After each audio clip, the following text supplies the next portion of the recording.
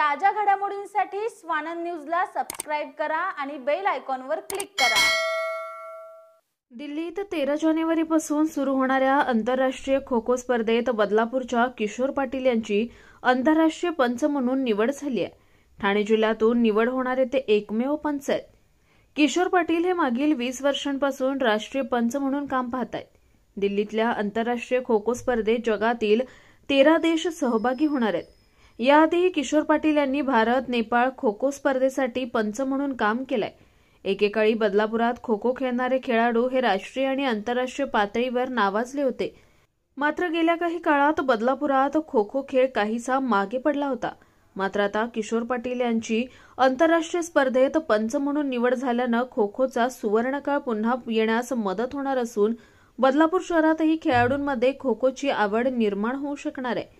गेली 20-25 वर्ष मी पंच म्हणून राष्ट्रीय राज्यस्तरीय राष्ट्रीय स्पर्धांमध्ये सहभाग घेतलेला आहे आणि ठाणे जिल्ह्यातून मी एकमेव पंच आहे की ज्याची या स्पर्धेसाठी निवड झालेली आहे आणि गेली 15 ते 20 खेळाडूंचा आपल्या बदलापुरातील 15 ते 20 खेळाडू महाराष्ट्राच्या संघातून प्रतिनिधित्व केलेले आहेत आणि 2 महिला खेळाडू ज्या आत्तासुद्धा इंडियाचं सिलेक्शन कॅम्प जो दिल्ली येथे चालू आहे विश्वचषक स्पर्धेसाठी तिथे त्या आपला खेळ दाखवत आहेत। आपण अपेक्षा करूया की त्यांची सुद्धा इंडियाच्या टीममध्ये निवड होईल।